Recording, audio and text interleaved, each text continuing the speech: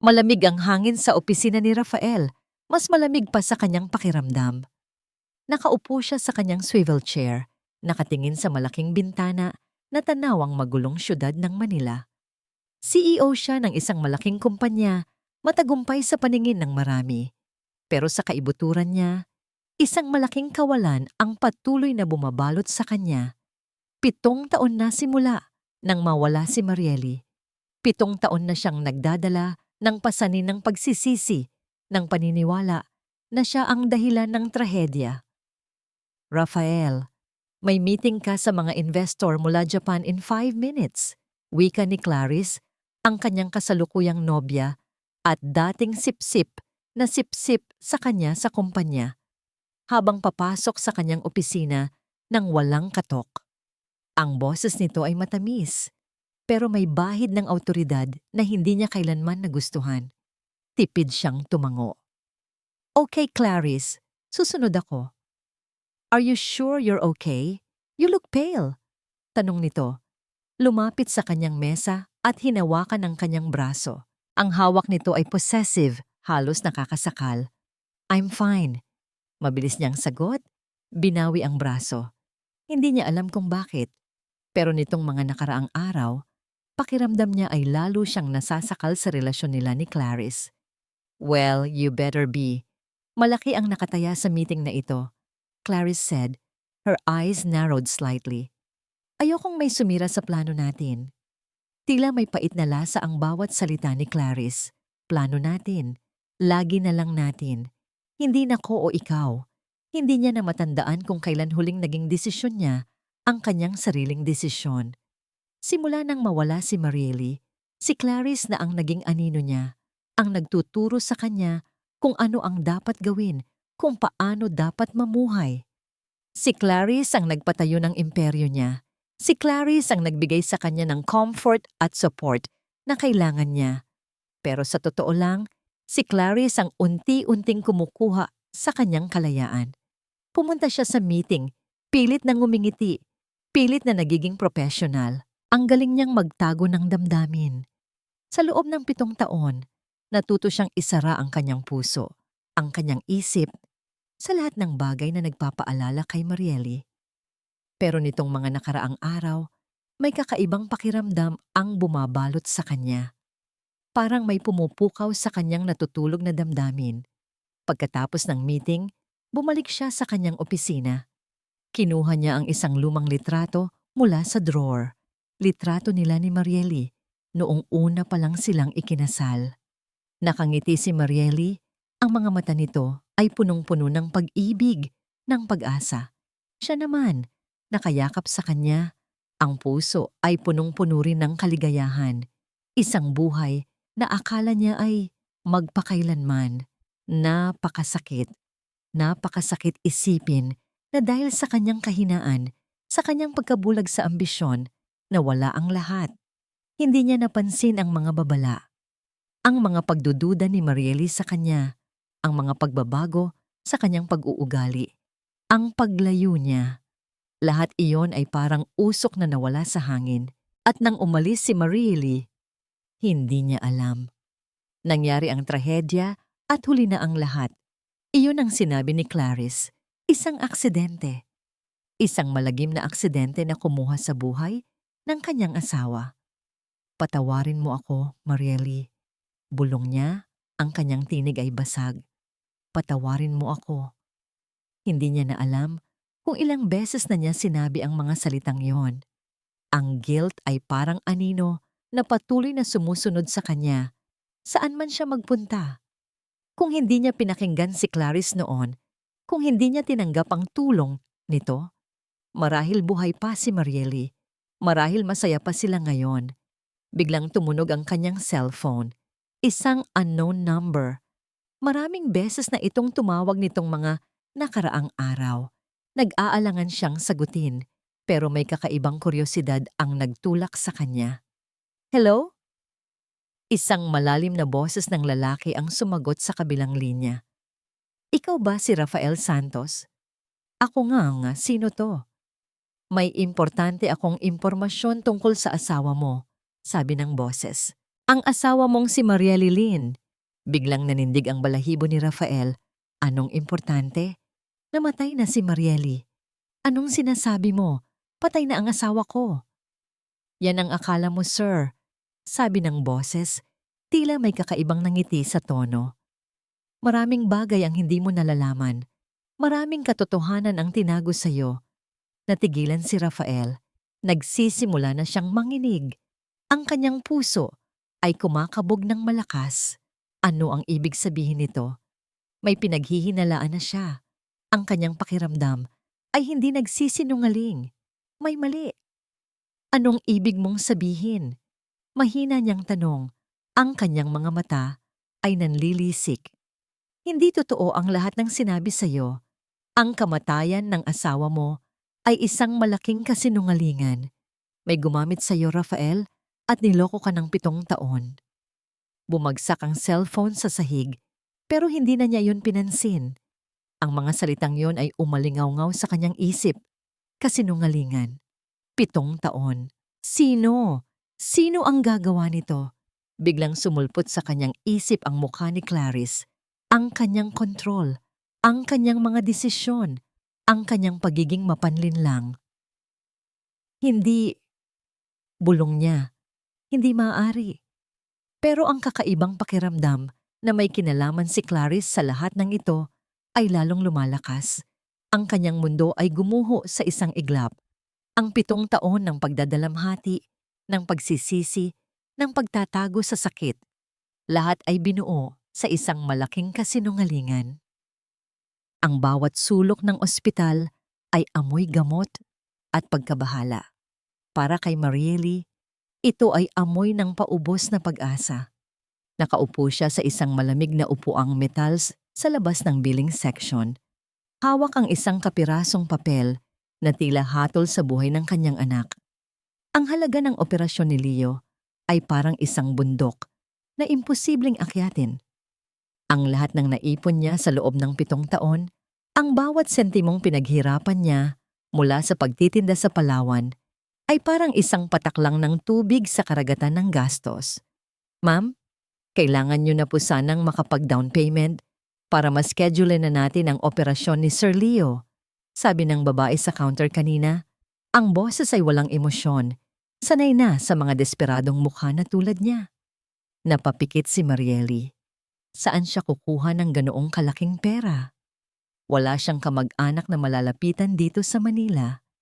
Ang mga kaibigan niya ay naiwan sa Palawan at kahit papagsama-samahin ang tulong nila, hindi pa rin ito sasapat. Ang pagbabalik niya dito ay isang sugal at ngayon, pakiramdam niya ay malapit na siyang matalo. Mama, gutom na po ako. Bulong ni Liam habang hinihila ang laylayan ng kanyang damit. Si Lucy naman ay nakatulog na sa kanyang kandungan. Ang paghinga ay marahan. Isang matinding kirot ang gumuhit sa puso ni Marieli. Pati ang mga anak niya ay nagdurusa. Sandali lang anak ha, bibili tayo ng pagkain, sabi niya. Pilit na pinatatag ang boses. Tumayo siya. Maingat na inilipat si Lucy sa upuan sa tabi ni Liam. Dito lang kayo. Bantayan mo ang kapatid mo. Babalik agad si Mama. Naglakad siya patungo sa cafeteria ng ospital. Ang isip ay ligalig. Bawat hakbang ay mabigat. Habang naglalakad sa mahabang koridor, abala sa pag-iisip kung saan hahanap ng paraan, hindi niya namalayan ang isang lalaking nagmamadaling lumabas mula sa isang pinto. Nabunggo niya ito ng malakas. Sorry. Nako, pasensya na po. Sabi ni Marieli. Dali-daling pinulot ang mga folder na nahulog mula sa lalaki. It's okay. Kasalanan ko rin. Hindi ako tumitingin. Sagot ng lalaki. At nang iabot ni Marieli ang huling folder, nagtama ang kanilang mga mata. Tumigil ang mundo. Huminto ang paghinga niya. Ang pamilyar na boses na yon, ang mukhang iyon na pilit niyang kinalimutan sa loob ng 7 taon, ay nasa harap niya ngayon. Mas lalo itong tumikas. Mas naging seryoso ang anyo. Pero ang mga matang iyon, ang mga matang minsan niyang minahal ng buong puso, ay hindi nagbago. Si Rafael. Nabitawan ni Marieli ang folder. Ang dugo sa kanyang katawan ay tila nagyelo. Gusto niyang tumakbo, magtago, maglaho na parang bula. "Miss, okay ka lang?" Tanong ni Rafael. Ang kanyang noo ay bahagyang nakakunot. Tinitigan siya nito, hindi bilang isang dating asawa, kundi bilang isang estranghero. May bahid ng pagtataka sa mga mata nito, na para bang may pamilyar sa kanya, pero hindi nito matukoy kung ano. Hindi siya nakasagot. Ang kanyang lalamunan ay tila may bumara. Ang alaala ng gabi, kung kailan niya ito nakitang may kasamang ibang babae. Si Clarice ay bumalik na parang isang matalim na kutsilyo. Ang sakit, ang galit, ang pagtataksil. "Mama!" Isang maliit na boses ang pumutol sa tensyon. Si Liam, hindi na nakapaghintay, ay tumakbo palapit sa kanya. "Mama, ang tagal mo po." Automatikong napalingon si Rafael sa direksyon ng bata. At doon, sa mukha ng maliit na Liam, nakita niya ang isang bagay na nagpatigil sa kanyang mundo. Ang hugis ng mga mata, ang kurba ng ilong, ito ay isang maliit na bersyon niya. Dahan-dahan, ibinalik ni Rafael ang tingin kay Marieli. Tinitigan siya nito ng mas maigi, mula ulo hanggang paa. Ang simpleng damit, ang buhok na nakapusod lang ang pagod sa kanyang mukha. Hindi ito ang Marieli na kilala niya. Ngunit sa ilalim ng lahat ng iyon, nandoon ang anino ng babaeng minsan niyang pinangakuang mamahalin habang buhay. "Marieli?" Bulong ni Rafael. Ang boses ay puno ng pag-aalinlangan, ng pagkabigla. "Ikaw? Ikaw ba yan?" Ang pagbanggit sa kanyang pangalan ay parang isang malakas na sampal na gumising kay Marieli mula sa pagkakatulala. Ang takot ay napalitan ng galit. Hinila niya si Liam sa kanyang likuran na para bang pinoprotektahan ito mula sa isang halimaw. "Hindi kita kilala," mariin niyang sabi. Ang boses ay malamig at nanginginig. "Pero, imposible. Patay ka na." Halos pabulong na sabi ni Rafael, ang mukha ay namumutla. Ang mga salitang yon ay lalong nagpaalab sa galit ni Marieli. Patay. Iyon pala ang tingin niya. Yun pala ang kwentong ipinaniwala niya sa sarili niya. Mas madali sigurong isipin na patay na siya kaysa harapin ang katotohanang iniwan niya ito dahil sa kataksilan nito. Tumalikod si Marieli, hila-hila si Liam. Kailangan niyang makaalis. Kailangan niyang ilayo ang kanyang mga anak sa lalaking ito. "Sandali!" Sigaw ni Rafael, at naramdaman ni Marieli ang kamay nito na humawak sa kanyang braso. Ang pagdampi ng balat nito sa kanya ay nagdulot ng 1,000 boltahe ng kuryente sa kanyang katawan. Isang pinaghalong alaala ng pagmamahal at sakit. Buong lakas niyang iwinaksi ang kamay nito. "Huwag mo akong hahawakan!" Sigaw niya. Ang mga mata ay nag-aapoy sa galit at luha. "Pabayaan mo kami." Bumalik siya sa kinauupuan ng mga anak niya. Mabilis na ginising si Lucy at binuhat ito. Hila ang kamay ni Liam. Nagmamadali siyang naglakad palayo. Palayo sa lalaking sumira sa kanyang buhay. Palayo sa multo ng nakaraan na muling nabuhay. Naiwan si Rafael na nakatayo sa gitna ng koridor. Tulala. Ang kamay ay nakabitin sa hangin. Ang babaeng yon. Ang galit sa mga mata nito. Ang batang kamukhang kamukha niya. At ang mga salitang paulit-ulit na tumatakbo sa isip niya. "Patay ka na." Ngunit kaharap lang niya ito. Buhay na buhay at puno ng galit sa kanya. Parang sirang plaka na paulit-ulit na naglalaro sa isip ni Rafael ang mga huling salita ni Marieli. "Huwag mo akong hahawakan." At ang malamig na pagtanggi, "Hindi kita kilala." Ang galit sa mga mata nito, ang takot, at ang batang yon na tumawag sa kanya ng mama. Hindi siya mapakali. Pag-uwi niya sa malaki at malamig nilang bahay ni Clarice, hindi niya magawang maupo. Pabalik-balik siya sa paglalakad sa sala, ang bawat hakbang ay puno ng pagkalito at isang damdaming matagal na niyang ibinaon. Pag-asa. Posible ba? Posible bang buhay si Marieli? Pero paano? Nakita niya ang death certificate. Umiyak siya sa libing. Isang saradong kabaong, sabi nila, dahil sa tindi ng pinsala mula sa aksidente. Si Clarice ang nag-asikaso ng lahat, sinabing ayaw na siyang pahirapan pa. Sa loob ng 7 taon, iyon ang katotohanang pinaniwalaan niya. Pero ang babae kanina, kahit anong pilit niyang ikumbinsi ang sarili, alam niya, sa kaibuturan ng kanyang puso, alam niyang si Marieli iyon. Hindi na siya nag-aksaya ng panahon. Kinabukasan, ang una niyang ginawa ay tawagan ng isang pribadong imbestigador na dati nang nakatrabaho ng kumpanya niya. Kailangan ko ng impormasyon tungkol sa isang babae at 3 bata. Sabi niya sa telepono, ang boses ay mariin at walang paligoy-ligoy. Nakita ko sila sa St. Luke's Hospital kahapon. Ibibigay ko sa iyo ang description. Kailangan ko ang lahat ng malalaman mo. Pangalan, tirahan, lahat. At gusto ko itong makuha sa lalong madaling panahon. Hindi pa lumilipas ang 24 na oras, isang brown envelope na ang naghihintay sa kanyang mesa. Nanginginig ang mga kamay ni Rafael habang binubuksan ito. Ang unang pahina ay isang report. Pangalan, Marieli Lynn D. Castro. Edad, 32. Tirahan, isang maliit na apartment sa Quezon City. Status, biyuda. Biyuda? Napakunot ang noo niya. Bakit biyuda? Pero ang sumunod na mga litrato ang tuluyang nagpaguho sa kanyang mundo.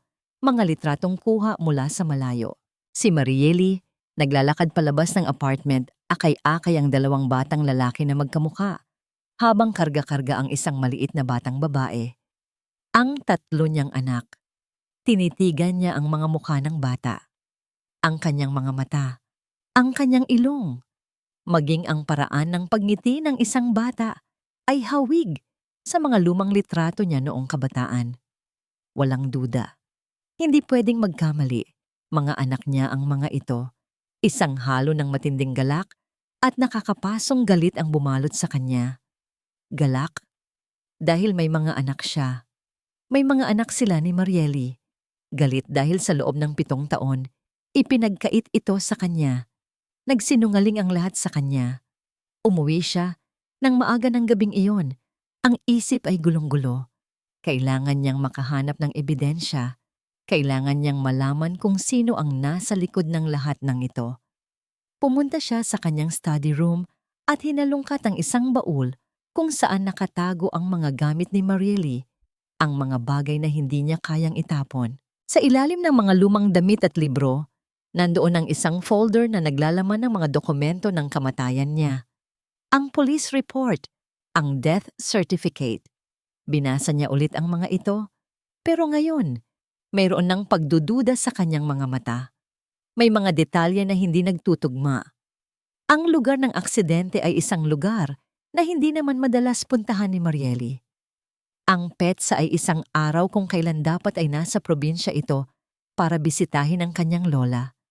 Rafael, anong ginagawa mo dyan? Nagulat siya sa biglang pagpasok ni Clarice.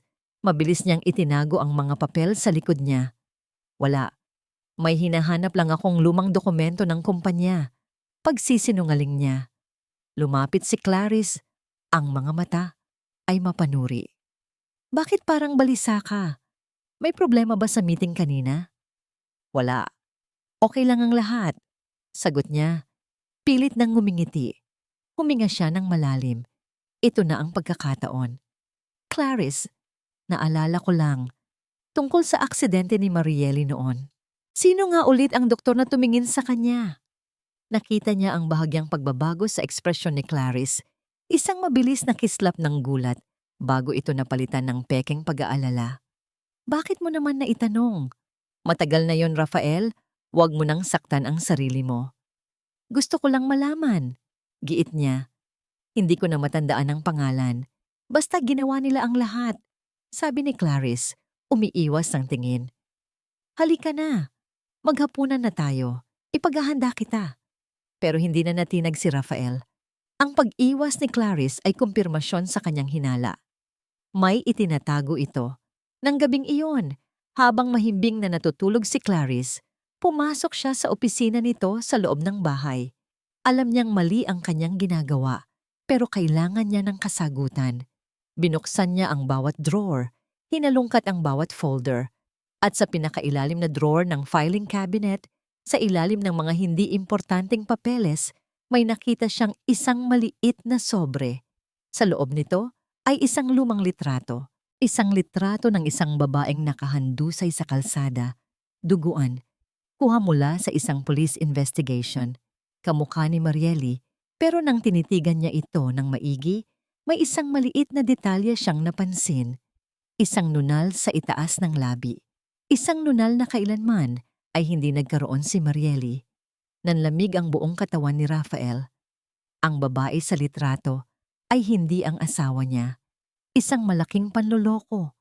Ang buong buhay niya sa loob ng 7 taon ay binuo sa isang napakalaking kasinungalingan. At ang taong pinagkatiwalaan niya, ang taong kasama niya sa iisang bubong, ay ang may pakana ng lahat. Parang bombang sumabog sa harap ni Marieli ang balitang natunton na siya ni Rafael. Sa loob ng 2 araw, sinubukan niyang magtago.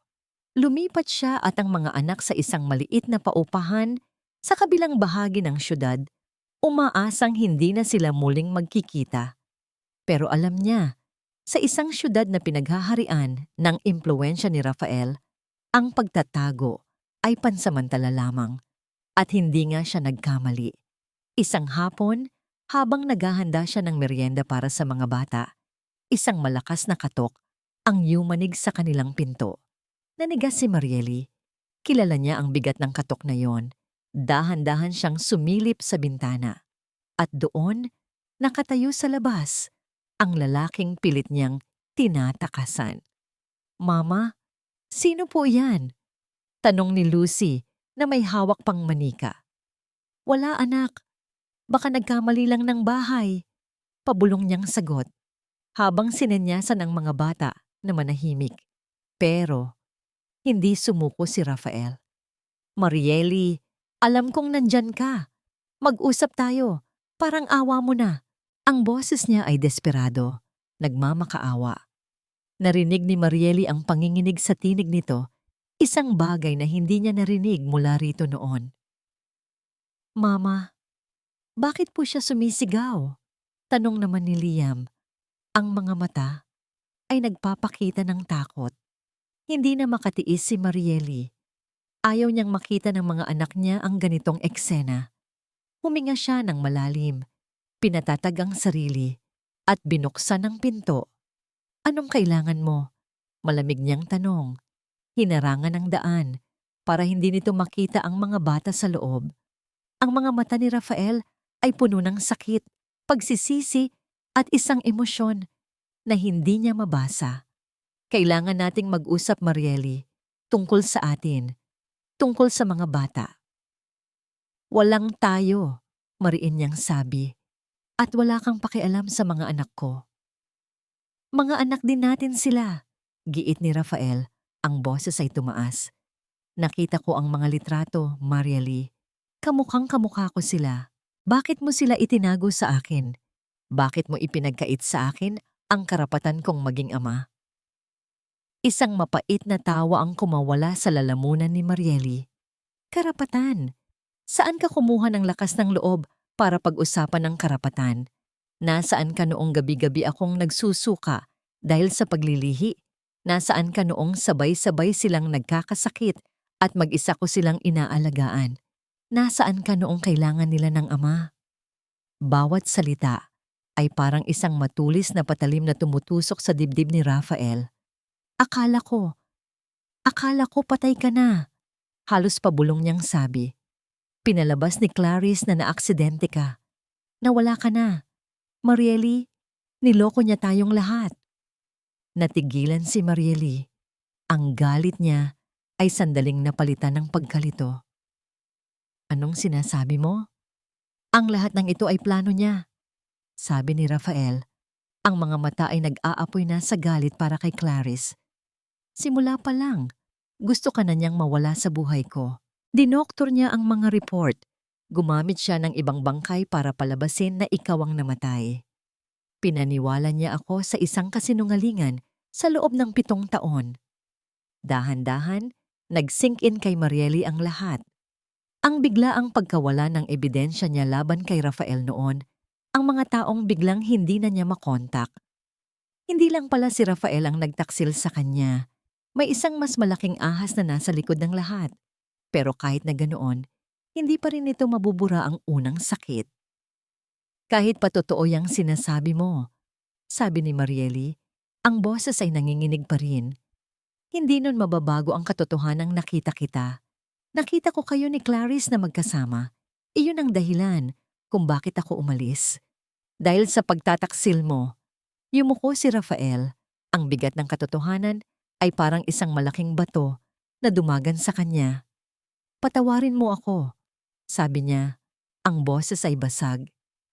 Nabulag ako sa ambisyon, Marieli. Naging mahina ako. Pero maniwala ka, ikaw lang ang minahal ko. At araw-araw sa loob ng 7 taon, pinagsisihan ko ang lahat. Lumuhod si Rafael sa harap niya, sa harap ng maruming sahig ng kanilang maliit na apartment. Ang CEO na kinikilala ng lahat, ngayon ay nakaluhod, umiiyak, at nagmamakaawa. Bigyan mo ako ng isa pang pagkakataon, Marieli. Hayaan mo akong bumawi sa'yo. Hayaan mo akong maging ama sa mga anak natin. Nanghihina ang mga tuhod ni Marieli. Ang puso niyang matagal nang naging bato ay tila unti-unting lumalambot. Ngunit ang sakit at takot ay nariyan pa rin. Mama, narinig niya ang tawag ng kanyang mga anak mula sa loob. Si Liam at Lucy, nakatayo sa likod ng kurtina, ang mga mukha ay puno ng pag-aalala. Ang kanilang mga tingin ang nagbigay sa kanya ng lakas. Tumayo ka dyan, sabi niya kay Rafael. Huli na ang lahat para sa atin. Pero bago pa siya makatalikod, isang boses ang muling pumutol sa kanilang pag-uusap. Mukhang kailangan niyo ng tulong. Isang lalaki ang lumabas mula sa isang kotse na nakaparada sa di kalayuan. Matangkad, may magandang tindig at may seryosong mukha. Si Marco, ang matalik niyang kaibigan mula sa Palawan na sumunod sa kanya sa Manila para siguraduhin ang kanyang kaligtasan. Lumapit si Marco at tumayo sa pagitan nila ni Rafael. Hinawakan nito ang kanyang kamay, isang kilos ng proteksyon. Tumingin ito kay Rafael nang may pagbabanta. Sinabi na niyang ayaw kanyang kausapin. Umalis ka na. Tila kidlat na gumuhit sa mga mata ni Rafael ang paghawak ni Marco sa kamay ni Marieli. Isang matalim na kirot ng selos ang biglang sumalakay sa kanyang dibdib. Mas matindi pa sa sakit ng pagsisisi na kanina lang ay nararamdaman niya. Sino ang lalaking ito? At bakit kung umasta ito, ay tila pag-aari nito si Marieli? At sino ka naman? Tanong ni Rafael.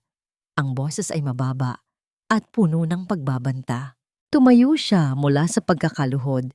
Ang dating nagmamakaawang anyo ay napalitan ng tigas ng isang lalaking nasasaktan, ang pagkalalaki. Hindi na mahalaga kung sino ako, kalmadong sagot ni Marco. Pero ang mga mata nito ay hindi umaatras sa titig ni Rafael. Ang mahalaga, nandito ako para kay Marieli noong mga panahong wala ka. Kaya kung ako sa'yo, umalis ka na lang bago pa magkasakitan tayo. Ang mga salitang iyon ay parang mga suntok na sunod-sunod na tumama kay Rafael. Nandito ako para kay Marieli noong mga panahong wala ka. Bawat pantig ay isang paalala ng kanyang pagkukulang, ng 7 taon na nasayang, ng buhay na hindi niya naging bahagi. Tumingin siya kay Marieli, naghahanap ng sagot. Pero si Marieli ay nakayuko lang, hindi makatingin ng diretso sa kanya. Ang pananahimik nito ay lalong nagpatindi sa apoy sa kanyang dibdib. Marieli, anong ibig sabihin nito? Tanong niya. Ang boses ay naglalaman ng sakit at pagtatampo. Siya ba? Siya ba ang ipinalit mo sa akin? Umiling si Marieli. Wala kang karapatang magtanong niyan, Rafael. Si Marco ay kaibigan ko. Tinulungan niya ako nang walang-wala na ako. Kaibigan lang ba talaga? Pang-uusig ni Rafael, Hindi napigilan ng sarili. Oo, kaibigan lang. Si Marco na ang sumagot. Pero isang kaibigan na hindi siya iiwan at sasaktan, hindi tulad mo. Humakbang si Marco palapit kay Rafael. Alam mo ba kung gaano kahirap ang pinagdaanan niya? Mag-isa niyang pinalaki ang 3 anak habang ikaw, ano? Nagpapakasaya ka sa piling ng babaeng sumira sa pamilya ninyo.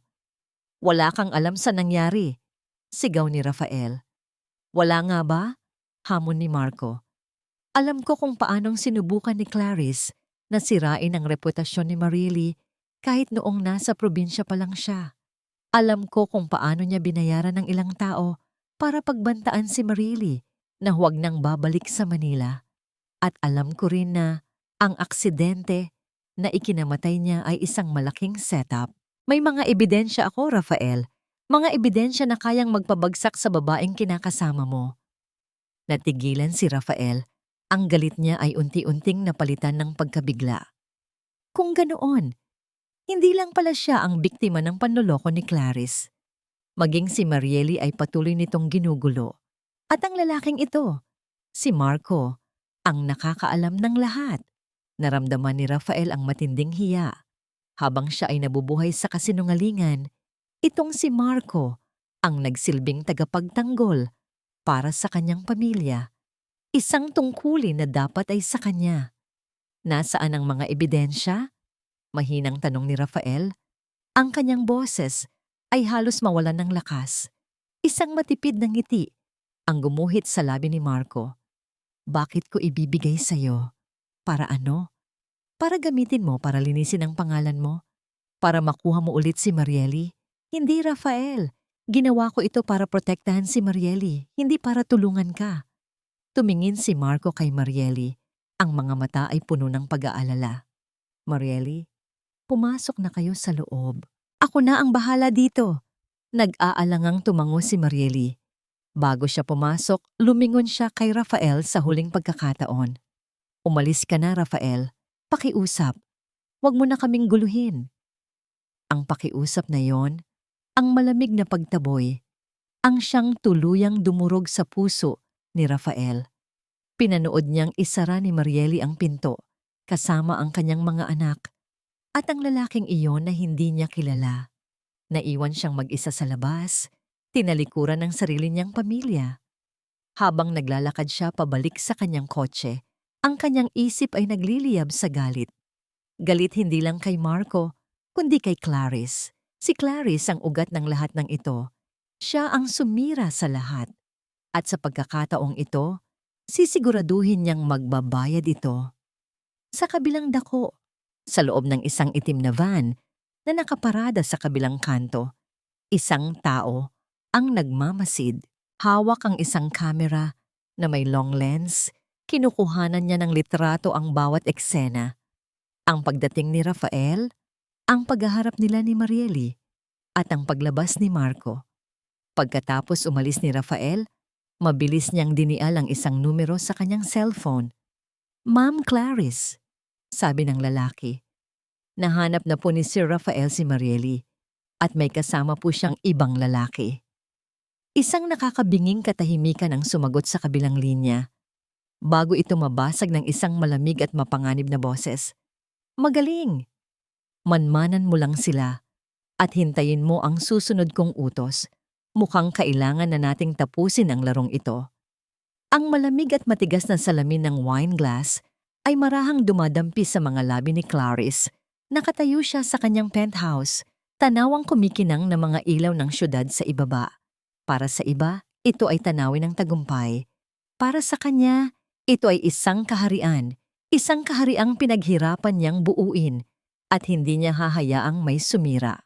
Ang mga litratong ipinadala ng kanyang tauhan ay nakakalat sa ibabaw ng mamahaling mesa.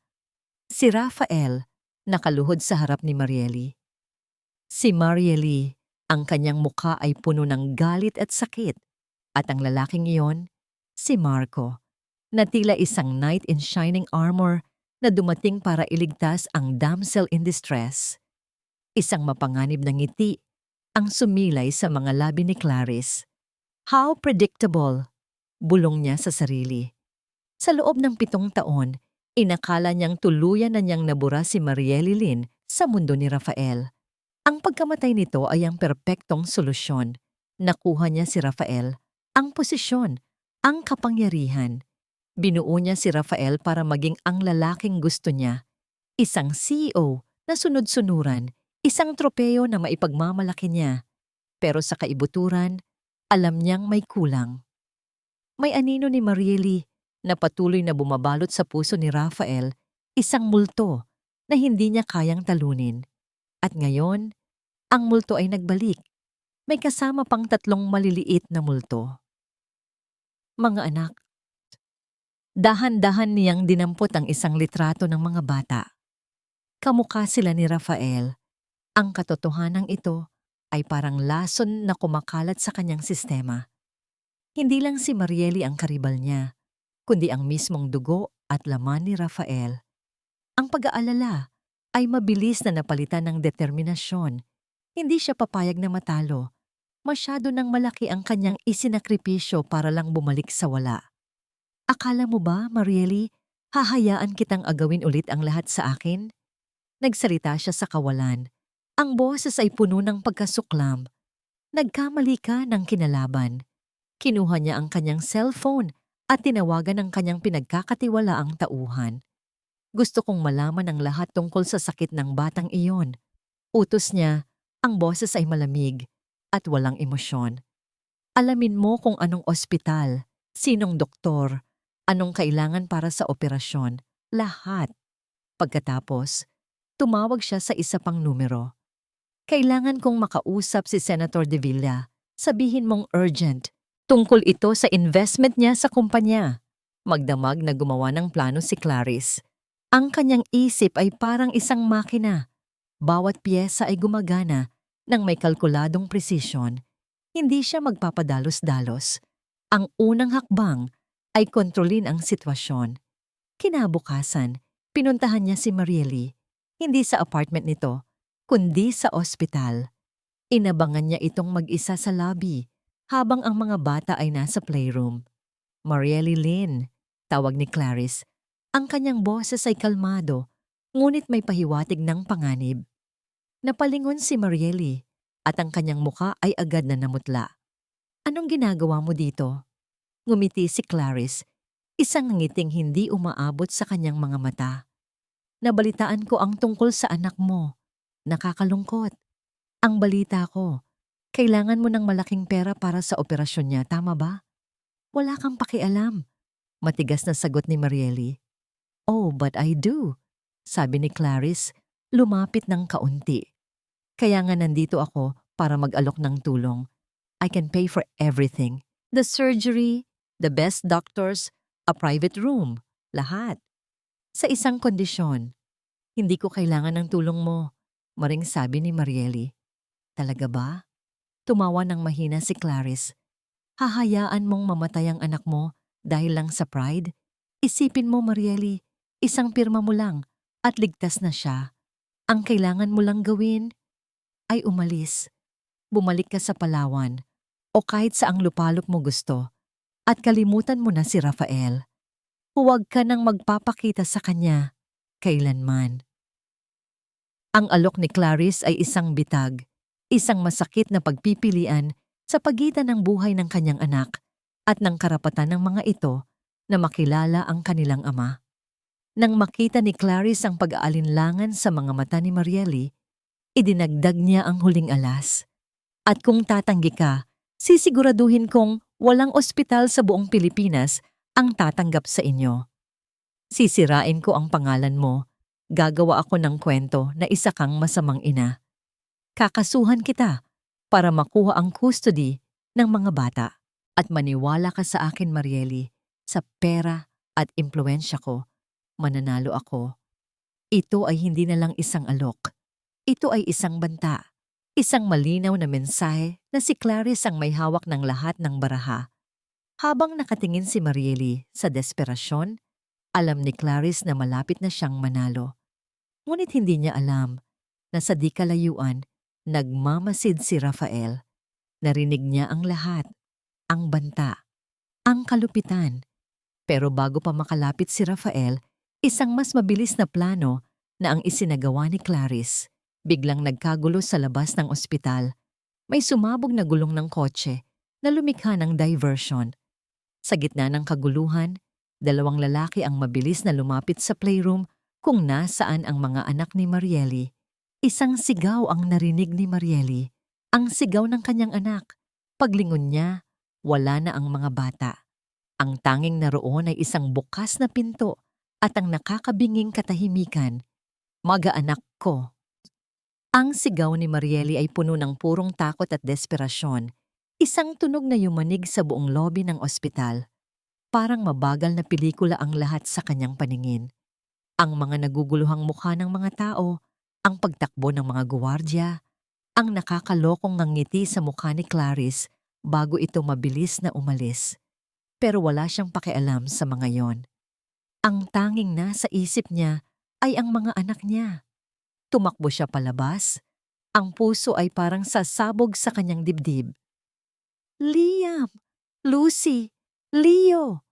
Paulit-ulit niyang isinisigaw ang kanilang mga pangalan. Umaasang isa lamang itong masamang panaginip. Sa gitna ng kaguluhan, isang pamilyar na boses ang tumawag sa kanya. Marieli! Si Rafael. Tumakbo ito palapit sa kanya. Ang mukha ay puno ng pag-aalala at galit. Narinig ko ang lahat. Si Clarice. Siya ang may gawa nito. Tulungan mo ako, Rafael. Humagulgol si Marieli. Ang lakas na matagal niyang inipon ay bigla na lang naglaho. Napakapit siya sa braso ni Rafael, ang tanging matibay na bagay sa kanyang mundong gumuho. Kunin natin sila pabalik. Parang awa mo na. Shh! Makinig ka sa akin. Sabi ni Rafael, hinawakan ang kanyang mga balikat para pakalmahin siya. Kukunin natin sila. Pangako. Pero kailangan nating mag-isip ng maayos. Hindi tayo pwedeng magpadala sa takot. Sa mga sandaling iyon, nawala ang lahat ng pader na itinayo ni Marieli sa pagitan nila. Ang galit, ang sakit, ang pagtataksil. Lahat ay pansamantalang natabunan ng iisang mas matinding damdamin, ang pagmamahal nila sa kanilang mga anak. Sila ay hindi na dating mag-asawa na may sugat ng nakaraan. Sila ay mga magulang na handang gawin ang lahat para sa kanilang pamilya. Biglang tumunog ang cellphone ni Marieli. Isang unknown number. Nanginginig niyang sinagot ito. Hello, Marieli? Bati ng malamig na boses ni Clarice sa kabilang linya. Namimiss mo na ba ang mga anghel mo? Hayop ka, Clarice. Nasaan ang mga anak ko? Sigaw ni Marieli. Nasa mabuti silang kalagayan. Sa ngayon, sagot ni Clarice. Kung gusto mo silang makitang buhay ulit, simple lang ang gagawin ninyo ni Rafael. Pumunta kayo sa lumang bodega ng mga Divia sa may pier bukas ng gabi. Walang pulis, kayong dalawa lang. Maliwanag. Bakit mo ginagawa to? Umiiyak na tanong ni Marieli. Para ipakita kay Rafael kung ano ang kaya niyang mawala. At para ipakita sa'yo kung saan ka lulugar. Sagot ni Clarice bago ibaba ang tawag. Walang oras na dapat masayang. Ginamit ni Rafael ang lahat ng kanyang koneksyon at yaman. Nag-hire siya ng sarili niyang team ng mga security expert para i-trace ang tawag at i-survey ang lugar. Habang naghihintay, napilitan silang manatili sa isang ligtas na lugar. Sa loob ng isang maliit na kwarto, ang katahimikan ay nababalot ng tensyon at takot. Kasalanan ko to, basag ni Marieli sa katahimikan. Ang mga mata ay nakatitig sa kawalan. Kung hindi na lang sana ako bumalik dito. Umupo si Rafael sa tabi niya. Hindi mo kasalanan, Marieli. Ako ang may kasalanan ng lahat. Kung naging mas matatag lang ako noon, kung hindi ako nagpasilaw kay Clarice, hindi sana tayo aabot sa ganito. Sa unang pagkakataon sa loob ng 7 taon, nagkatitigan sila ng walang galit, tanging pagsisisi at pag-unawa. Natatakot ako, Rafael. Aminado ni Marieli. Ang luha ay muling dumaloy sa kanyang mga pisngi. Hinawakan ni Rafael ang kanyang kamay. Ang init ng palad nito ay pamilyar at nakapagbibigay ng kapanatagan. Hindi kita iiwan. Sabay nating haharapin to. Nang sumunod na gabi, dumating sila sa bodega. Madilim, maalikabok, at amoy kalawang. Ang tanging liwanag ay nagmumula sa iisang bumbilya na nakasabit sa gitna. At doon, sa ilalim ng liwanag, nakatali sa isang upuan ng kanilang mga anak. Si Liam at Lucy ay umiiyak, habang si Leo ay mukhang nahihirapang huminga. "Mama! Papa!" Sigaw ni Liam. "Mabuti naman at dumating kayo," sabi ni Clarice, lumabas mula sa anino. May hawak siyang baril at sa likod niya ay may dalawang malalaking lalaki. "Pakawalan mo na ang mga bata, Clarice," sigaw ni Rafael. "Ako ang kalaban mo dito, hindi sila." Isang mapait na tawa ang pinakawalan ni Clarice. "Ikaw? Hindi, Rafael. Ikaw ang premyo. At itong babaeng ito," sabi niya, itinutok ang baril kay Marieli, "ay ang balakid." "Huwag!" sigaw ni Rafael, automatikong humarang sa harap ni Marieli. "Ang sweet naman," sarkastikong sabi ni Clarice. "Sige, bibigyan kita ng pagpipilian, Rafael, para patunayan mo kung gaano mo talaga kamahal ang pamilya mo. Ako o sila? Kung pipiliin mo ako, aalis tayo ngayon din, magpapakasal, at itutuloy ang buhay na pinlano ko para sa atin. Itong mga bata, ibibigay ko sa ampunan. Itong si Marieli, bahala na siyang magdusa. At kung sila ang pipiliin ko?" Tanong ni Rafael. Ang kanyang panga ay nag-iigting. Ang nangiti ni Clarice ay lumawak, puno ng kabaliwan. Itinutok niya ang baril sa ulo ni Leo, ang pinakamahina sa tatlo. "Kung sila ang pipiliin mo, mamamatay kayong lahat." Natahimik ang buong bodega. Tanging ang iyak ng mga bata at ang hirap na paghinga ni Leo ang maririnig.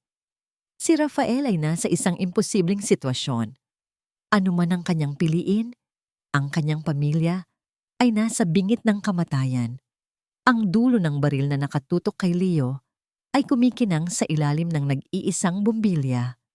Para kay Rafael, ang maliit na butas na yon ay parang isang itim na hukay na handang lamunin ang lahat ng pinakamamahal niya. Bawat segundo ay tila isang oras. Ang tibok ng kanyang puso ay dumadagundong sa kanyang tainga, kasabay ng humihinang paghinga ng kanyang anak. "Ano na, Rafael? Ang oras ay tumatakbo," sabi ni Clarice. Ang kanyang boses ay puno ng kagalakan sa kapangyarihang hawak niya. "Pumili ka. Ang kinabukasan mo kasama ako o ang kamatayan nilang lahat." Tumingin si Rafael kay Marieli. Nakita niya sa mga mata nito ang matinding takot, hindi para sa sarili, kundi para sa kanilang mga anak.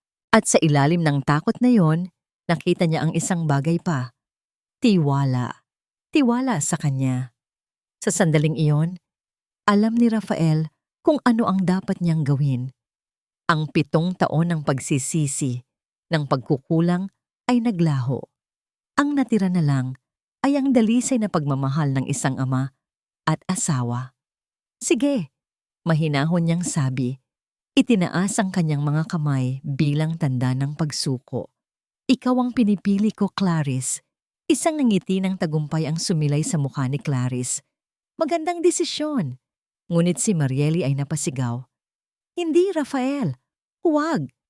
Hindi niya kayang isipin ang isang buhay na wala si Rafael, lalo na kung kapalit nito ay ang kaligtasan nila. "Shh!" sabi ni Rafael. Ang mga mata ay nakatitig pa rin kay Marieli, nagpapadala ng isang mensaheng tanging sila lang ang nakakaalam. "Magtiwala ka sa akin. Pakawalan mo na sila." Utos ni Rafael kay Clarice. "Iyan ang usapan." "Siyempre, mahal," sabi ni Clarice, tila nasisiyahan. Sinaniyasan niya ang isa sa kanyang mga tauhan na kalagan ang mga bata. Habang kinakalagan ang mga bata, dahan-dahang naglakad si Rafael palapit kay Clarice. Bawat hakbang ay maingat, kalkulado. "Halika na, Rafael. Iwanan na natin ang madilim na nakaraan na ito, sabi ni Clarice. Ibinaba ng bahagya ang baril habang papalapit si Rafael. Iyon ang pagkakamaling hinihintay niya. Sa isang iglap, kumilos si Rafael. Itinulak niya si Clarice ng buong lakas, kasabay ng pagsigaw, "Mariely, kunin mo ang mga bata. Ngayon na!" Nanghina si Clarice sa biglaang pag-atake. Naitutok niya ang baril at walang pag-aalinlangang kinalabit ang gatilyo. Isang malakas na putok ang umalingaw-ngaw sa buong bodega. Ngunit hindi si Mariely o ang mga bata ang tinamaan. Si Rafael. Sumigaw si Mariely habang nakita niyang bumagsak si Rafael sa sahig. Ang dibdib ay duguang-duguan. Ang lahat ay nangyari ng napakabilis. Sa labas, sunod-sunod na sirena ng pulis ang narinig. Ang backup plan ni Rafael. Ang mga tauhan ni Clarice ay nagpanik at sinubukang tumakas, ngunit mabilis silang napalibutan. Nawala sa sarili si Clarice. Nabitawan niya ang baril. Ang kanyang mga mata ay nanlalaki sa gulat habang tinitingnan ang duguang katawan ni Rafael. Hindi ito ang plano. Tumakbo si Mariely papalapit kay Rafael habang ang mga pulis ay pumapasok na sa bodega para arestuhin si Clarice. Ang kanyang mga anak na kinalagan na ay sumunod sa kanya, umiiyak. "Rafael, huwag kang bibitaw." Humagulgol si Mariely habang inilalagay ang ulo ni Rafael sa kanyang kandungan. Sinubukan niyang takpan ang sugat, ngunit ang dugo ay patuloy na dumadaloy. Ngumiti si Rafael, isang mahinang ngiti. "Ligtas! Ligtas na kayo!" Hirap niyang sabi. Ang bawat salita ay may kasamang dugo. "Bakit mo ginawa yon?" Umiiyak na tanong ni Mariely. Hinawakan ni Rafael ang kanyang pisngi. "Dahil mahal na mahal ko kayo. Patawarin mo ako, Mariely. Sa lahat." "Pinapatawad na kita," sabi ni Mariely. Ang mga luha ay tumutulo sa mukha ni Rafael. "Pinapatawad na kita. Kaya lumaban ka. Pakiusap. Huwag mo kaming iwan." "Papa." Umiiyak na sabi ni Lucy. Hinahawakan ang kamay ng ama na ngayon lang niya nakasama. Unti-unting ipinikit ni Rafael ang kanyang mga mata. "Mahal ko kayo."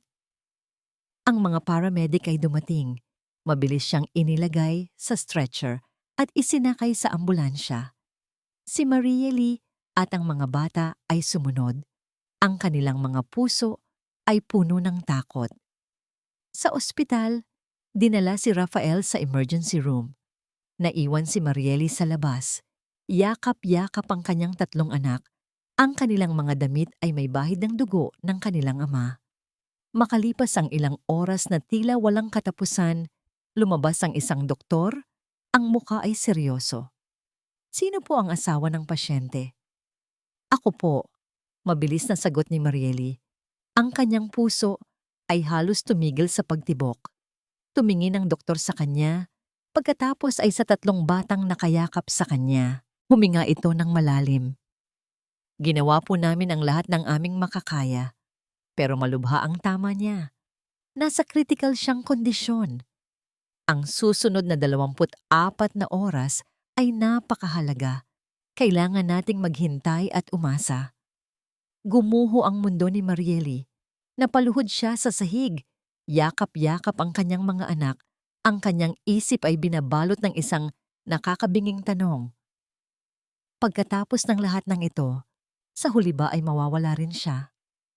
Ang mga oras ay naging araw, at ang mga araw ay naging linggo. Ang bawat pagpatak ng dextrose, ang bawat tunog ng monitor sa ICU, ay naging musika ng paghihintay para kay Mariely. Hindi siya umalis sa tabi ni Rafael. Hawak niya ang kamay nito. Binubulungan ng mga kwento tungkol sa kanilang mga anak, tungkol sa mga pangarap na minsan nilang binuo, at tungkol sa hinaharap na umaasa siyang makakasama pa rin niya ito. Ang mga bata, sa tulong ni Marco at ng ilang social worker, ay inalagaan sa isang ligtas na lugar. Dinadalaw nila ang kanilang ama araw-araw. Nag-iiwan ng mga drawing at maliliit na halik sa kanyang noo. Mga inosenteng dasal para sa kanyang paggaling. Isang hapon, Habang nag-iisa si Marieli sa kwarto, naramdaman niya ang isang bahagyang pagpisil sa kanyang kamay. Napatingin siya at doon, nakita niya ang mga mata ni Rafael dahan-dahang bumubukas. Pagod, pero buhay. Kelly. Hirap nitong bulong. Ang boses ay mahina at paos. Bumuhos ang mga luha ni Marieli, ngunit sa pagkakataong ito, mga luha ng kagalakan. Nandito ako, Rafael. Nandito lang ako. Ang paggaling ni Rafael ay isang milagro, sabi ng mga doktor. Pero para kay Marieli, ito ay patunay ng pag-ibig na kayang lampasan kahit ang kamatayan. Habang unti-unti itong lumalakas, unti-unti rin nilang hinilom ang mga sugat ng kanilang nakaraan. Patawarin mo ako, hindi lang sa pagtataksil ko noon, sabi ni Rafael isang araw, habang tinutulungan siya ni Marieli na umupo. Kundi sa lahat ng sakit na tiniis mo ng mag-isa, sa lahat ng gabing umiyak ka, sa lahat ng takot na hinarap mo para sa mga anak natin. Patawarin mo ako dahil habang nagdurusa ka, ako ay nabubuhay sa isang kasinungalingan. Hinaplos ni Marieli ang kanyang mukha. Tapos na yon, Rafael. Ang mahalaga, nandito ka na. Nandito ka na para sa amin. Hindi. Mahalagang marinig mo nito. Giit ni Rafael, hinawakan ang kanyang kamay. Ikaw ang nag-iisang babae sa puso ko noon at lalo na ngayon at ipinapangako ko sa abot ng aking makakaya sa bawat araw na ibibigay pa sa akin, babawi ako sa inyo. Sa mga mata niya, nakita ni Marieli ang katapatan. Wala nang bakas ng pagkukulang, tanging puro at wagas na pagmamahal. Lumipas ang mga buwan. Si Clarice ay nilitis at nahatulan ng habambuhay na pagkabilanggo para sa kidnapping at attempted murder. Ang kanyang imperyo ay gumuho, isang paalala na ang kasamaang itinayo sa kasinungalingan ay hindi magtatagal. Hindi na sila nag-abala pang subaybayan ang balita tungkol dito. Para sa kanila, si Clarice ay isa na lamang mapait na alaala. Tinupad nila ang isang pangako. Iniwan nila ang magulo at masalimuot na buhay sa Manila. Ibinenta ni Rafael ang lahat ng kanyang ari-arian at shares sa kumpanya. Nagdesisyon silang bumalik sa lugar kung saan unang natagpuan ni Marieli ang kapayapaan. Bumalik sila sa Palawan. Ang maliit na bahay ni Marieli ay naging isang masayang tahanan. Ang dating tahimik na hardin ay napuno na ng halakhak ng 3 bata na masayang naghahabulan, kasama ang isang amang sabik na maging bahagi ng bawat sandali ng kanilang buhay. Isang dapit hapon, habang ang araw ay dahan-dahang lumulubog sa dagat, magkahawak kamay silang naglalakad sa dalampasigan. Ang kanilang mga anak ay masayang naglalaro sa buhanginan, hinahabol ang mga alon. Masaya ka ba? Tanong ni Rafael. Ngumiti si Marieli, isang nangiting matagal na wala sa kanyang mga labi. Sumandal siya sa balikat ni Rafael. Sobra. Dito, sa piling ninyo, wala na akong mahihiling pa. May mga peklat pa rin, Marieli. Malungkot na sabi ni Rafael, habang tinitingnan ang peklat sa kanyang dibdib. Mga peklat na laging magpapaalala sa atin ng lahat. Oo, sagot ni Marieli. Pero ang mga peklat na ito ang nagpapatunay na mas matibay tayo kaysa sa sakit na sumubok sa atin. Ito ang kwento natin, Rafael. Isang kwento ng pagtakas, ng sakit, pero higit sa lahat, ng pag-ibig na nagpapatawad at naghihilom. Pinanood nila ang kanilang mga anak.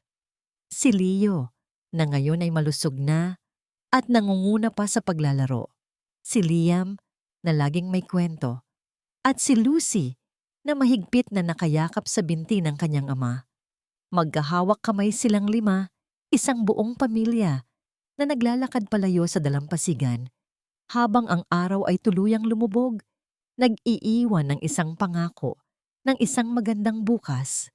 Ang kanilang bagong simula ay nagsimula na.